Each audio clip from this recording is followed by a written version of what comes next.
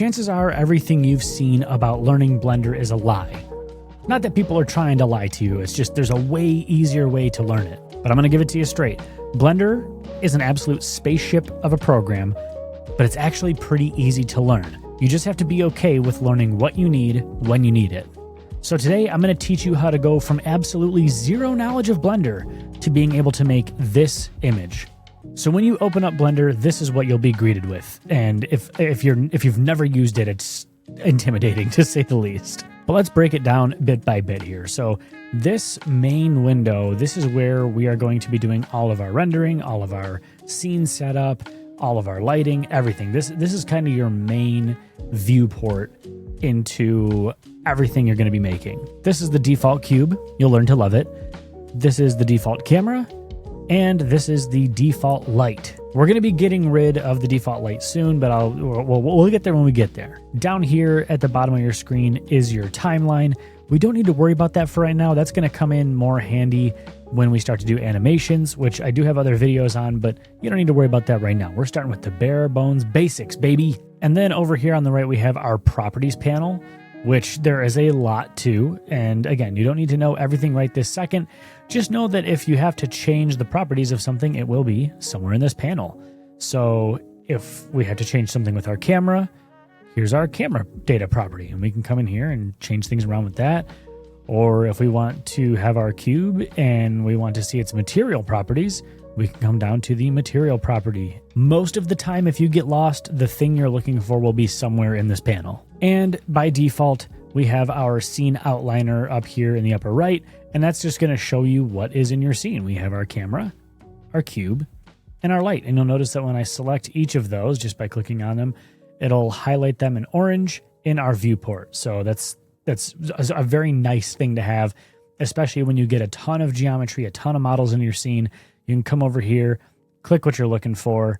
You'll have access to its properties and you'll know where it's at in your scene. Now, the basics of moving around in the viewport are pretty simple. You use the middle mouse button to move around. I'm on a laptop, so I use 2 fingers to rotate, Command or Control, 2 fingers to zoom, Shift 2 fingers to pan, and that's about it. If you have a mouse, which I would recommend using a mouse, honestly, I like using my little touchpad, but it's just because I'm usually limited and don't have a mouse on me. But with a mouse, I believe it's middle mouse button plus those modifiers. So middle mouse button plus Command, middle mouse button plus Shift, and that's how you move around and navigate that way. And honestly, before you start modeling anything or messing with anything, just play around in here. Move your cursor, zoom in and out, pan around, and just see what it feels like to move around in 3D space, because it's very different than if you're used to a 2D program like Photoshop or Illustrator or something like that. So it takes a little bit of getting used to. It can be a little finicky. Just play around, move around in the scene a little bit, and it's kind of fun too.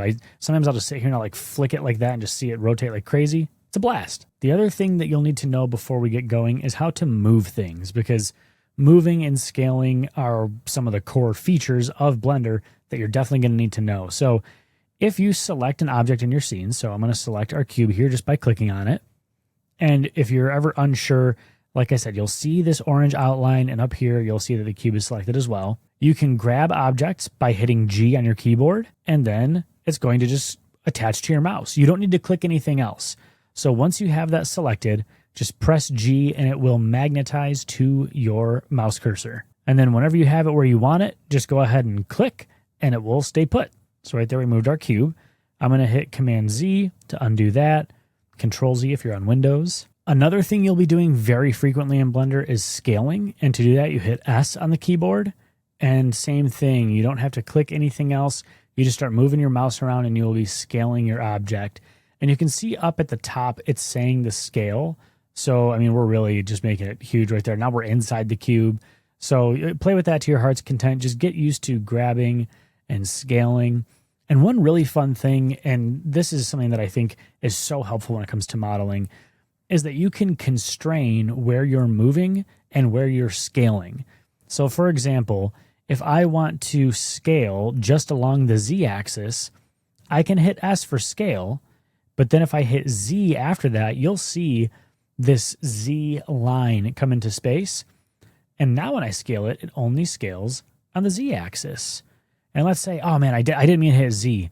I wanted to go on the x-axis instead. Well, I can just hit X instead, and it will keep that same scale on the x-axis or the y-axis. So again, X, Y, Z to constrain it that way. And then when you click, it sets it.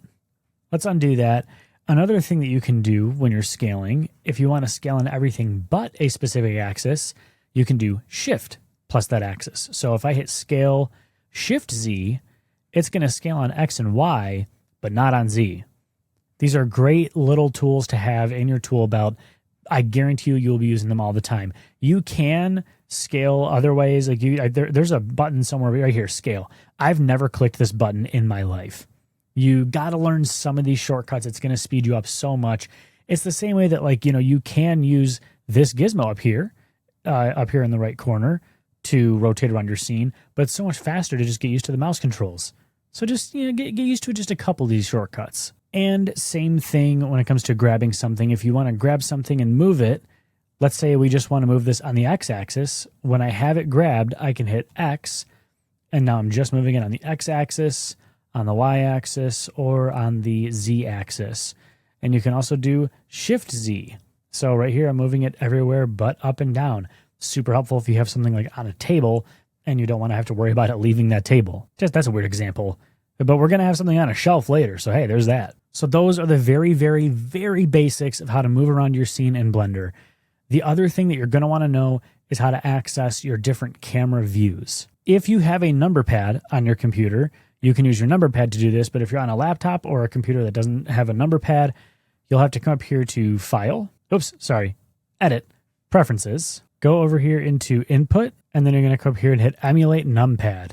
Once you do that, you can save your preferences, close out of that, and now you can use 1, 3, and 7 to get your front, side, and top view of your scene. Insanely helpful. Insanely helpful. You'll be using this all the time. And if you don't feel like doing that, another way you can do it is to hit the tilde key, and it's going to bring up this little menu, and you can just select which one you want here. And so, for example, if I want to go to my right view, I'll just click right, and it'll take me right there. But much faster just to use 1, 3, and 7. Those are the ones that I use the most. But if you need a specific view, you can do it from there as well.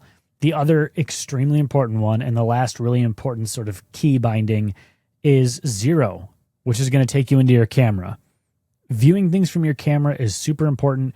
You're going to be doing it a lot. So get used to hitting 0, 1, 3, and 7.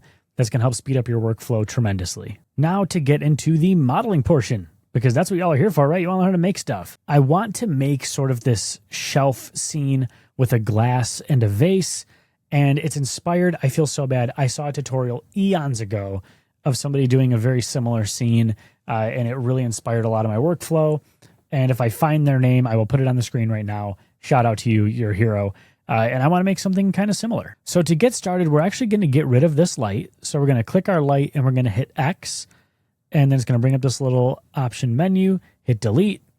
And we're also going to get rid of our cube. So I'm going to hit that, I'm going to hit X, delete. Now we need to add something to our scene to build our shelf off of. So I'm going to hit Shift A, and that's going to bring up this add menu. And what we want to do, this is where you're going to add all of your geometry. I have probably a few little extras in here that you may not. I might have turned them off. I'm not 100% sure.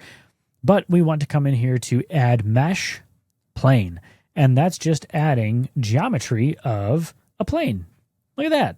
Wonderful. But if I do scale Z, nothing happens. If I do scale X or Y, we get a little bit of movement. But right now, it's just kind of this flat piece of paper. We need to do something with this to turn it into something usable for our scene. So what we're going to do, right now we're in what's called object mode.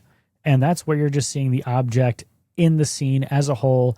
I can't individually edit any of these vertices, any of the faces. Vertices are just the points on each corner. Edges are the edges, and faces are the entire face of your object. So to see those, we hit Tab. And that enters into edit mode, which is glorious and glamorous, and you're going to love it. Any time that you are making changes to your geometry, it should be in edit mode. I'm going to say that again. Any time that you're making changes to your geometry, you should be in edit mode. You're going to slip up, you're going to forget, you're going to make changes in object mode. That's okay. just try your best to always be in edit mode. It's a lot easier.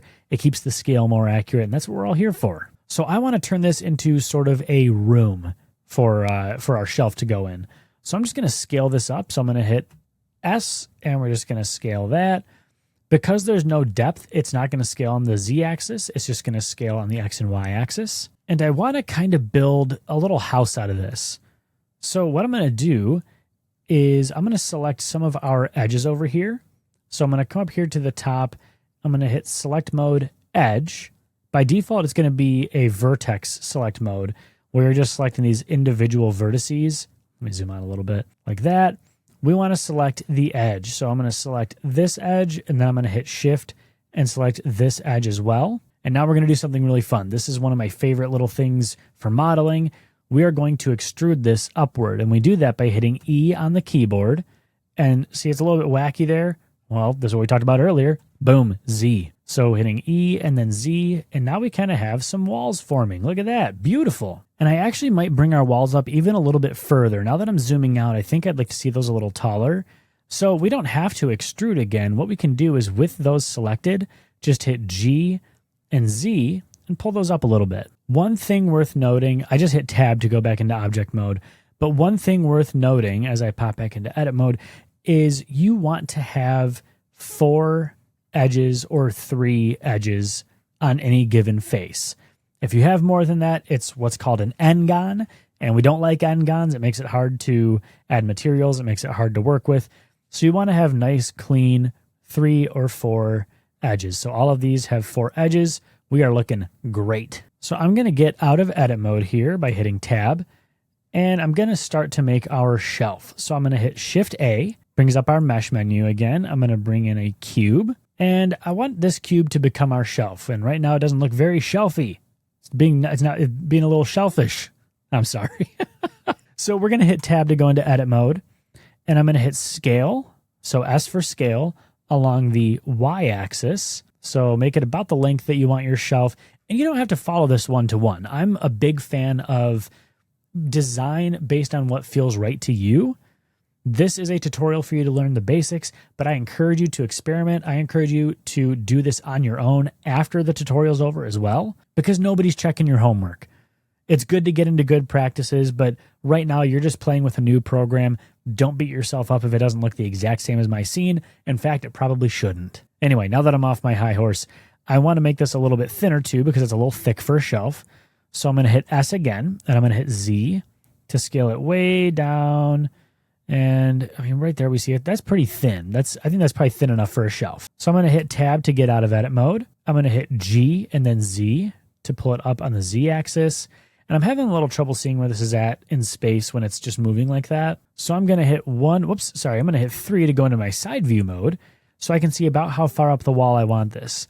Now, the cool thing is when I'm in side view mode, if I move like this, I'm not going to be moving on that X axis. I'll be moving on the Z axis and I'll be moving on the Y axis, but it's going to be in the exact same place on the X axis. It's kind of cool. It's just nice. It keeps everything in line with that view. And now I will go 1 into this side view mode because what I want to do is I want to bring this over to our wall. So I'm just going to hit G again. And now I'm moving everywhere but the Y axis. And let's just kind of put that on our wall. Maybe I'll bring that down a little bit, right about there. Cool. Now we have a shelf on our wall. Beautiful. And one thing you can do just to make sure you don't have any weird gaps is most of the time you can get away with this. I'm going to cheat this by just bringing it into the wall a little bit. So I'm going to hit G and X and just scoot it into our wall a little bit. That way it's for sure intersecting there. That looks awesome. If at any point in this tutorial you need to pause it, you need to rewind it, please do so. Don't feel like you need to keep up at breakneck speed. Take your time. Multiple restarts are okay. When I first did a similar tutorial, I restarted it about 40 times, so don't feel ashamed about doing that. Now I want to add just a couple of things onto this shelf. I think let's make maybe just a cup and like a little like vase type object. So to do that, I'm going to hit Shift A, Mesh, and you always want to try to find whatever mesh is closest to what you want to create. So if I'm making a vase, I'm thinking cylinder is probably about the closest for me, so I'm going to hit cylinder. And anytime you add an object into your scene, you're going to get this little menu that pops up. This basically just gives you options to change how your object looks before you actually bring it into your scene. And one thing that I'll note here, do not worry about making this look smooth right now. We have ways to make this look smooth later. The way to do it is not to just increase these vertices a million times, because your computer will catch on fire and the world will end. So I'm going to bring that down to maybe like, I think 20-ish, maybe what we got there, 24. 24 looks great. Then the second you click away from that, that menu goes away and it will not come back up again. So make sure you make those changes when you add that into your scene. I'm going to zoom out just a little bit here and just kind of move around. I'm going to bring our vase up a little bit. So I'm going to hit G and then Z. And let's just start kind of defining what this vase is going to look like. So I'm going to go into edit mode with tab. And I think I want the base of this vase to be a little bit wider than the top. I feel like that would just kind of look cool. And to do that, what we can do is we have our edge select here. If you hit Option and you click, you're going to notice that it does this sort of loop select. And it's actually selecting this whole bottom face. So in this case, another way we could do that is by using face select. So anytime you're using face select, you're going to select a, shocker, face. And again, that face is defined by 3 or 4 edges. But you'll notice that down here, this face has way more edges than that. And that's because it is this cylinder object. So I guess I shouldn't say it's defined by it, but typically it's going to have those 3 or 4 faces. In this case, this will be totally fine for what we're doing. So what I want to do is with that face selected, I'm going to hit scale to bring it out to make it a little bit wider at the base. And then up here, we need an opening for our vase, obviously. So I'm going to select this face and I'm going to hit I on the keyboard, and that is our inset feature. And so you'll see what that's doing is that's pulling that face inward just a little bit there to give us kind of that lip for our vase that we want. And then just like earlier, I'm going to hit E to extrude and extrude that down into the vase. Now, you don't want to extrude it too far, because if I were to extrude it again, you can come through the bottom there, and really we're not going to see all that deep into it, so that's perfect for right now. And then if I get out of edit mode, you'll see we kind of have a little bit of a vase shape forming. Looks neat. If you want to take this one step further, a really fun trick you can do is when you're in edit mode, hit Command R, and that's going to bring up this loop cut tool. So you're going to see this circle kind of cut through your geometry, and if you click that, you can move it up or down, and then you click it again to set it. And now you just added in a little bit extra geometry here. So there's this ring going all the way around your vase. And what you can do here is you can just scale that ring outward. And now we kind of got a little bit of a funky looking midsection to our vase. I kind of like that. So I'm just going to start playing with this here a little bit. I'm going to take this face. I'm going to hit G and Z to bring it down a little bit. I'm going to bring this section out a little bit. So with face select, I'm going to do that option click again near an edge here. And that's going to select all of those. I'm going to hit G and Z, bring that up, bring it out with scale just a little bit. I think that's looking pretty good. This is starting to look like a vase that I would keep in my home. Now, we obviously don't want this to look as blocky and pixely as it does. So a quick way that we can fix that is to right click and hit Shade Smooth. And you're saying, Zach, that looks terrible. Yes, it does. So we are going to right click again and hit Shade Auto Smooth. That definitely helps, but we still have this hard crease here. And obviously we don't want that. We want this to look like a nice ceramic. So let's go back into edit mode. Come back up here, hit edge select, option and click. We're going to select that loop again. And we're going to use something called the bevel tool. So if you hit Command or Control B and you start to drag your mouse, it's going to bevel those edges out a little bit. Makes it look a lot smoother. So I'll click once I have it about where I want it. And then you're going to see this menu pop up. And this is where you can add even more geometry. And when I say add geometry, I'm adding more faces, I'm adding more edges, I'm adding more vertices. So if I make it 2 segments instead of 1, you'll see it adds more. Or 3 segments instead of 2, it adds more. More will definitely look smoother. I'm going to hit tab to get out of that. More will look smoother, but it's also going to be more taxing on your computer. But for right now, I think this is a totally fine shape for our vase to be starting with. And I do want to smooth out the edges here just a little bit, but I don't want to add all that extra geometry. So what I'm going to do is I'm going to add a modifier to our vase. And the way I do that, with our vase selected, come over here to this wrench icon. This is your modifiers panel. I'm going to come up here, I'm going to click add modifier, and I'm going to add a bevel modifier. Now this is a little bit different than what we just did because it's going to apply it to our whole mesh. But the cool thing with modifiers is until you apply them, they are non-destructive. So I'm just going to add a little bit of a bevel there, make it 2 segments, maybe 3. And now I could probably shade smooth, honestly. Yeah, shade smooth didn't make a huge difference that time, but that's all right. But that bevel's just going to give us that little bit of extra geometry that we were looking for. And I think the last thing I'll do is I'm going to tab into edit mode. I'm going to select everything with A, and I'm going to hit S for scale and scale it on the Z axis. Make it just a little bit taller. I think that's a pretty darn good looking vase. So we're going to hit 1, and you notice our vase is gigantic. So right now I am not in edit mode, I'm in object mode. And this is where it's okay to scale things down. So I'm going to hit S for scale it down to about the size of our vase, and just put it right on top of our shelf. And voila, we have a vase on our shelf. Look at that. Beautiful. And I'm going to make one more vase, and I encourage you to make another one as well, and just make it however your heart desires. You don't have to follow me in this.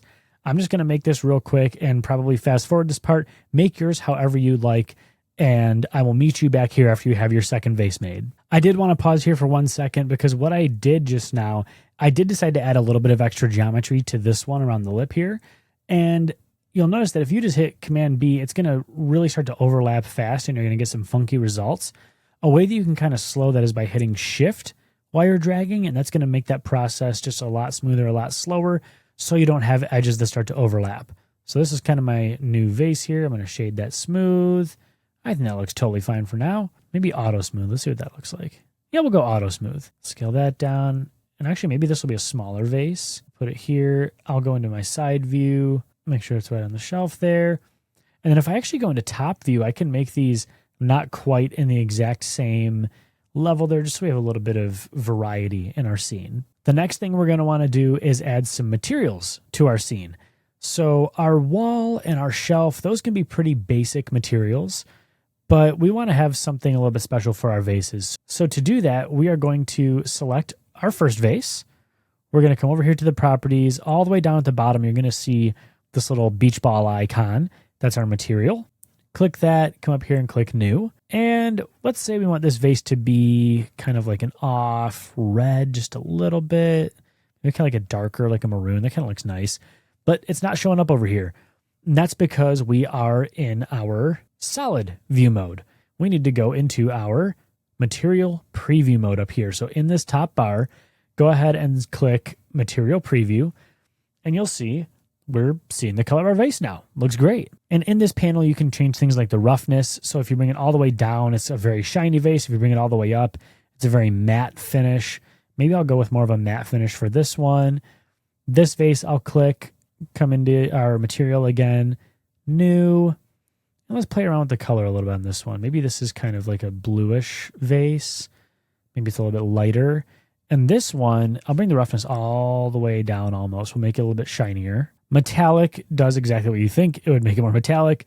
This is not a metal vase, so I'll bring that all the way down. Don't worry about IOR, which is your index of refraction, or your alpha for right now, or thin wall. These are all options that we can look at later.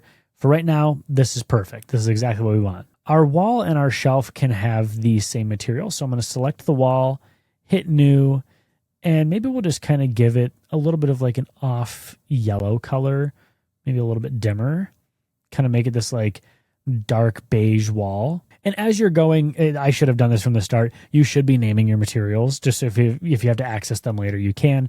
To do that, just double click your material name here, and we'll name this wall and shelf. And I'll select the shelf. And now I don't have to hit new because I already have this material made. So I can just come over here, browse material to be linked, wall and shelf, and bada boom, Bob's your uncle. We got a shelf. Look at that. But you know, now that I'm looking at it, I think it would be nice to have a little bit of a difference in color with the shelf. So I'm going to select our shelf, and I'm going to come over here to our material, and you see where this has this little copy icon? That's basically going to make this its own version of this material. So I'm going to hit new material, and you're going to see if it made it wall and shelf 001. And now if I change this, it's not going to change our wall as well. So I'll bring that back, make it a little bit brighter, just so it stands out just a little bit against the wall. Now we're kind of getting somewhere, but this is not what we want our scene to look like. When it's done, this looks like a really bad Pixar cartoon. So the way we fix that is with our render engine. By default, it's going to kick you into the Eevee render engine, which is fine, but not for today. Today, we are switching over to Cycles, baby, and nothing changed. Well, that's because when you're in this material preview mode, it will always use Eevee. So if you want to see a rendered view, you come up here to rendered mode. Our scene's very dark right now because we don't have any lights. We will be fixing that momentarily, but cycles is what's going to give you that really nice, realistic looking lighting and ray tracing and light bounces, all of that. This is going to vary from computer to computer. I usually set this to GPU or GPU compute. It's just going to be a lot better. Just roll with me on this one for now. I'm not the expert on different rendering modes. All I know is that GPU or GPU compute is where it's at. And if you don't see those options, you can also come up here into Edit, Preferences, down here in System. This is where you'll see this metal panel. This is your cycles rendering devices. I just enable all of those, and you should be good to go there. I haven't run into any issues yet. Samples is, in short, the quality of your image. More samples, better quality, but also a lot longer to render and a lot harder on your computer. What I like to do is set my viewport samples. So again, just what we're looking at here. I like to set that to like 30, just to give me something to look at. So if I change my scene around, I can still see what I'm looking at. And then for when we render, I'm just going to set that to like 200. I don't think it needs to be crazy high for right now. And you can make sure that denoise is checked for that as well. And our scene is starting to get somewhere. Not quite there yet, but it's getting there. While we're working, we can pop back over just to our standard solid view. And I actually think I'm going to add a little bit of a bevel to this shelf as well, because nothing in real life has those perfect 90-degree edges.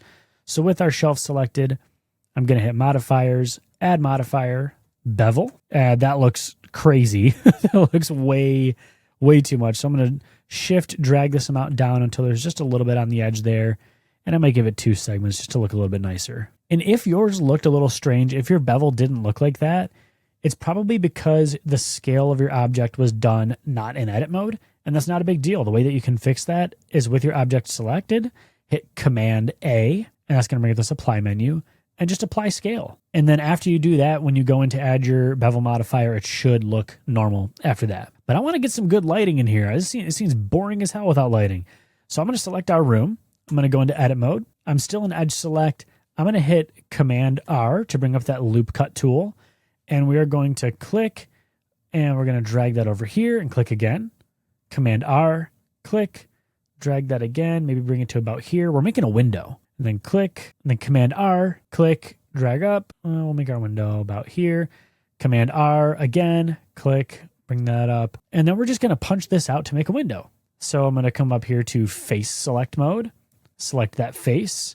I'm going to hit X on the keyboard, and we can just delete the face. Boom. I'll get out of edit mode with tab. And there is a little bit of a weird issue that Blender has sometimes where if it is just this single thin wall like we have, it'll just give you some weird lighting errors.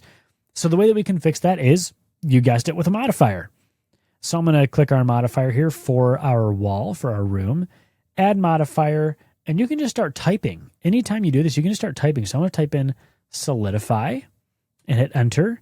And that's just going to add a little bit of thickness to our wall. You can't really see it here, but if I drag this out, you can see it's just adding a little bit to our wall. That's going to help a lot when it comes time to render. So let's pop back into our rendered view here. And now we got this nice window coming in. All right, we're getting somewhere here, guys. We're getting somewhere. But our world, our whole world outside of here is just this gray blob. And the reason for that is because we have our world properties. So I'll click that. And you'll see the color is just this mid-gray. So to fix that, I'm going to click this little yellow dot here, and we're going to change this from color to sky texture. And it's going to add a sun and a sky, and it's going to look very realistic and very cool. And what I want to do is I want to get this beam of sun hitting our vase. So to do that, I can start rotating our sun around. There we go.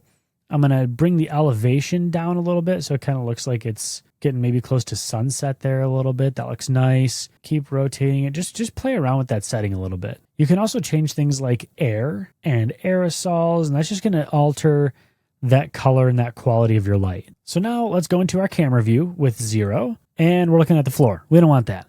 So select your camera. Just click this edge of your camera and hit Shift tilde. And that's going to let you control your camera as if you are controlling a video game. So you can use WASD to move around. You can look around with your mouse.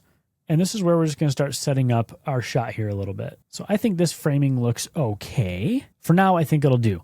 So I'll click to set the position of our camera. And this is when I'm just going to start playing a little bit more. Now that we have our framing set up, I'm going to play a little bit more with this sun elevation and the rotation, kind of give it that nice sunset look. If I bring the sun's size up, it's going to soften those shadows. If I bring it all the way down, they'll be super hard. I think I want to soften them up just a touch, maybe about there. And now that I'm looking at this in rendered mode, I don't love this matte material. I think I'm going to click our vase here, come into our material, and I'm going to bring that roughness down just a touch more, just make it a little bit glossier looking. And this one, I think I may make it even less rough and make that one almost all the way gloss. I think it looks kind of nice. Now, there are a few things that we can do to really sell our scene here. And one of those is depth of field. So that's when you kind of get that camera blur. So I'm going to select our camera and come over here into the data properties for it. I'm going to click depth of field. And then I'm going to use this little eyedropper and I'm going to hit focus on object and we'll focus on this vase. So you can just click that right in your scene and you'll see here it says focusing on that cylinder. And I would recommend naming all these, right? Like this should be named Vase 2. This should be named Vase 1. And I'm just double clicking and typing to rename those. Come back into our camera, bring that depth of field. I'm going to bring the f-stop down to like really low for this just so it looks really neat. Let's go with like 0.8. And I'm going to move my camera a touch too. I'm going to bring it a little closer in and maybe add just like a little bit of depth to our scene here. Something that always helps renders to look a little bit nicer is to shoot from the shadow side. So you are on the same side as the shadows. It just looks nice and cinematic. You're gonna love it. Once we have our shot set up here, you can hit F12 to render. And it's gonna pop this window up and it's gonna take a minute because it's, like I said, I'm doing 200 samples. So it's gonna take a little bit of time to render through that scene. And then once it's done, you're gonna see it denoise. Boom, just like that. Now here's the thing. Obviously, this is not the most polished, perfect image in the world, but look at you. You went from not knowing Blender at all to making a sunset vase scene on the shelf of your dreams. And there are other things that you can do to spruce this up a little bit, to add a little bit more life to it. So just as a quick example, because I feel like this is just something that's great to illustrate how quickly you can iterate and have some fun with this in Blender, is let's add another shelf. I'll take this shelf, I'll hit Shift D, which is going to duplicate it. I'll click, I'll hit G and then Z. I'll bring it up here so there's like another shelf sitting up above it.